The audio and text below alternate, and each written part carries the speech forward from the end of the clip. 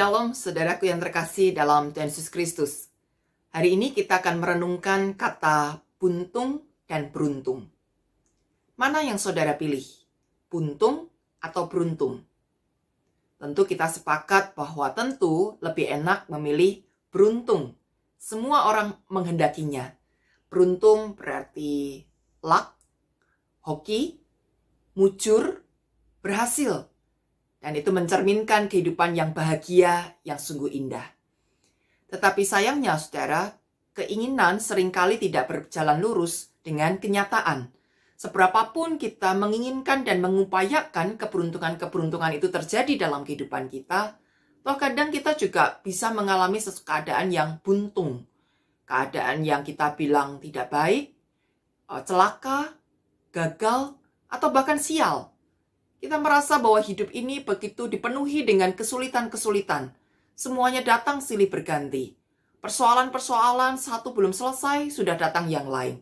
Kecelakaan dan segala bentuk kesialan lainnya kadangkala juga kita dapatkan.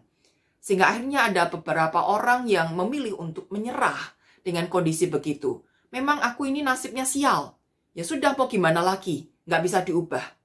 Dan lalu menyerah, tidak lagi mau berusaha, dan meratapi dirinya, meyakini bahwa hidupnya itu memang betul-betul sial adanya dan tidak mungkin berubah menjadi beruntung.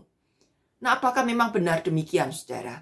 Apakah hidup ini begitu sialnya, begitu buntungnya, sampai-sampai kita tidak lagi bisa berharap yang baik?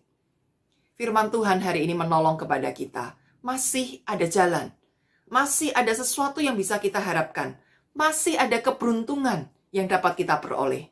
Bagaimana caranya? Mari kita lihat Yosua pasal 1 ayat 7 dan 8. Yosua pasal 1 ayat 7 dan 8 mengatakan demikian. Hanya kuatkan dan teguhkanlah hatimu dengan sungguh-sungguh. Bertindaklah hati-hati sesuai dengan seluruh hukum yang telah diperintahkan kepadamu oleh hambaku Musa. Janganlah menyimpang ke kanan atau ke kiri, supaya engkau beruntung kemanapun engkau pergi. Janganlah engkau lupa memperkatakan firman kitab Taurat ini, tetapi renungkanlah itu siang dan malam, supaya engkau bertindak hati-hati sesuai dengan segala yang tertulis di dalamnya, sebab dengan demikian perjalananmu akan berhasil dan engkau akan beruntung. Jadi, bisa atau tidak saudara beruntung? Bisa. Bagaimana caranya? Yang pertama, kuatkan dan teguhkanlah hatimu. Kuat dan teguh untuk apa? Kuat dan teguh untuk percaya kepada Tuhan, bahwa Tuhan selalu ada bersama dengan kita. Bahwa Ia mau hadir dalam setiap kehidupan kita, Ia mau berjalan bersama-sama dengan kita, dan kehadirannya dalam kehidupan kita itulah yang akan menyediakan keberuntungan bagi kita. Yosua akan selalu menghadapi peperangan-peperangan. Ketika ia memimpin orang Israel untuk masuk ke tanah Kanaan, itu berarti ia akan berhadapan dengan raja-raja Kanaan yang gagah perkasa. Dengan bangsa-bangsa di Kanaan yang terbiasa untuk berperang. Yosua akan mengalami kesulitan, Yosua akan menghadapi tantangan-tantangan besar. Tetapi Yosua tidak boleh menyerah. Dan peperangan itu bukan berarti akan mendatangkan kebuntungan bagi Yosua. Yosua akan berhasil kalau ia berjalan bersama dengan Tuhan. Peperangan-peperangan, kesulitan-kesulitan yang akan dihadapinya akan berhasil dengan baik kalau Yosua mempercayai Tuhan dengan sepenuh hati, dengan segenap kekuatan hatinya untuk benar-benar mengarahkan hati hidupnya kepada Tuhan.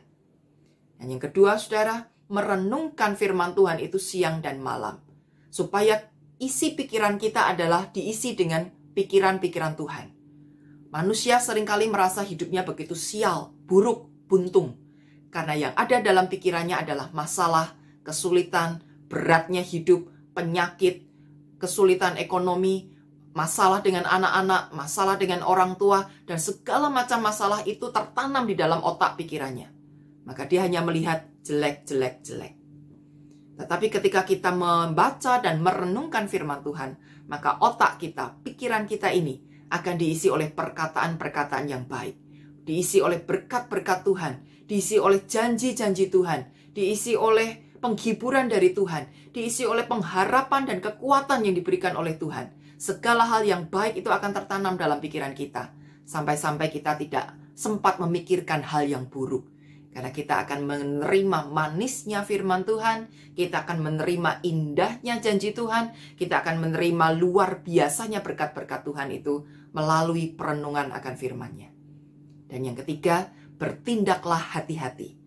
Lakukan pekerjaan kita, lakukan aktivitas kita, lakukan pelayanan kita, lakukan segala karya kita dengan berdasarkan petunjuk firman Tuhan. Jangan menyimpang ke kanan atau ke kiri, tapi hiduplah lurus berdasarkan firman Tuhan. Anda bekerja, Anda makan, Anda mencari nafkah, Anda hidup berumah tangga, Anda berelasi dengan orang, Anda berkata-kata dengan orang lain, apapun yang saudara lakukan, lakukan itu berdasarkan firman Tuhan.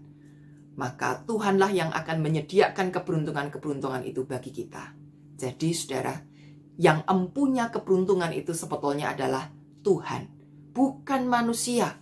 Bukan manusia super, bukan orang-orang hebat. Keberuntungan ada di tangan Tuhan. Dialah sumber keberuntungan. Dia yang berkuasa untuk mencurahkan keberuntungan. Maka pilihan bagi kita, jika mau beruntung, hanyalah mempercayakan hidup kepadanya, merenungkan firman Tuhan siang dan malam, serta melakukan firman Tuhan itu dalam segala aspek kehidupan kita. Niscaya Tuhan Sang Empunya keberuntungan itu akan menganugerahkannya kepada kita dengan penuh kasih. Tepat, tidak berlebih-lebihan, tetapi juga tidak akan kekurangan. Keberuntungan itu akan ada di dalam kehidupan kita, tepat seperti apa yang memang kita perlukan. Dan disitulah anugerah Tuhan nyata dalam kehidupan kita, dan namanya semakin dipermuliakan. Saudaraku, maukah kita hidup dengan beruntung? Lakukan bagian firman Tuhan ini. Tuhan Yesus memberkati.